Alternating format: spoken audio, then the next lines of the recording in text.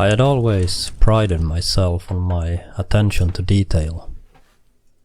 I worked as a blacksmith for years, shaping iron and steel with the precision and strength that only come from years of practice. Each swing of the hammer was purposeful, every curve and the edge designed to perfection. But deep down, there was a part of me that felt restless. I wanted to expand my skills, to try something new. That's when silversmithing caught my eye. Silver was different. It wasn't force or heavy-handed precision. It was delicate, intricate, and in some ways more vulnerable. Perfecting it would take a whole new level of patience and skill. I convinced myself I was ready for the challenge.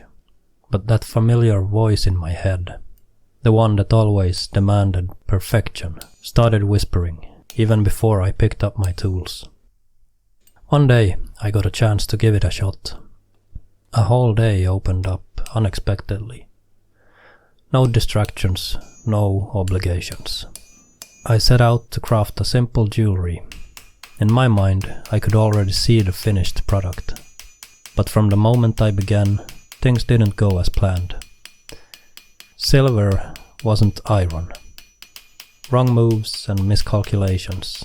With each mistake, frustration built. It wasn't just the material that was delicate. My confidence started to feel fragile too. I had set such high expectations for myself that each minor imperfection felt like a failure.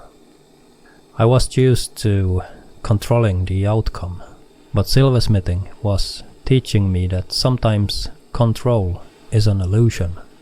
After hours of work, I looked down at my hands, now sweaty and tense, and the piece I had made, well, it was far from my vision. I wanted to quit. I wanted to toss the silver aside and retreat to what I knew best. The voice of perfectionism, that constant critic, told me I had failed. That this was proof I wasn't cut out for this new craft. But something stopped me. It wasn't pride or even determination.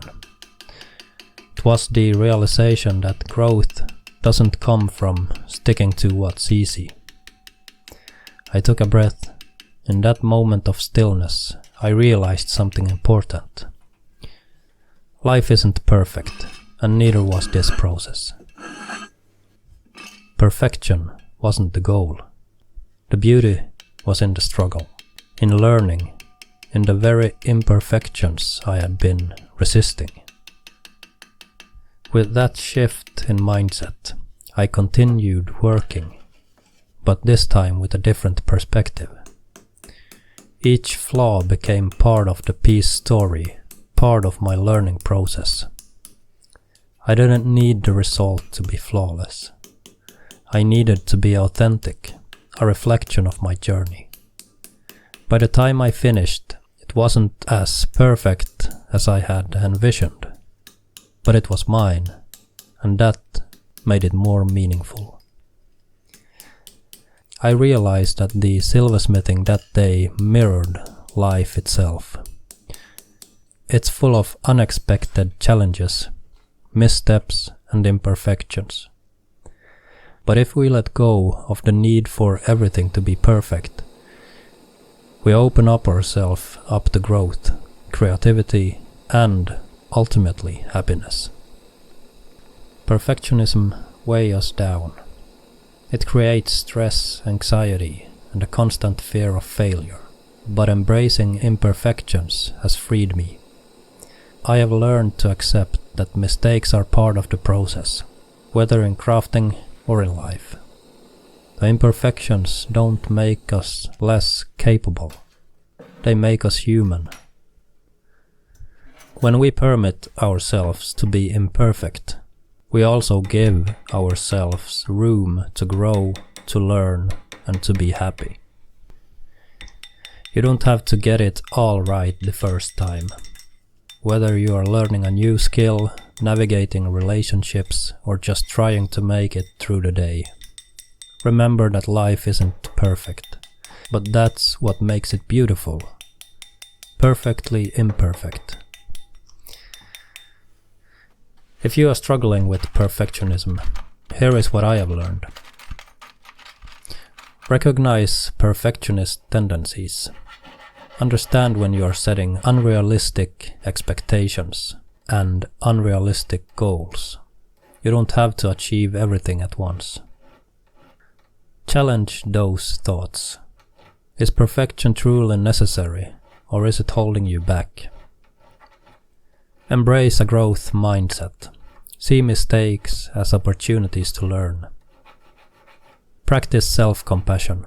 Be kind to yourself, even when things don't go as planned. Reflect and adjust. Take time to see the beauty in your imperfections. Let go of the need for perfection and embrace the journey. Life's greatest lessons often come from its imperfections. And when you look back, you will realize that those imperfections are what made your story truly beautiful.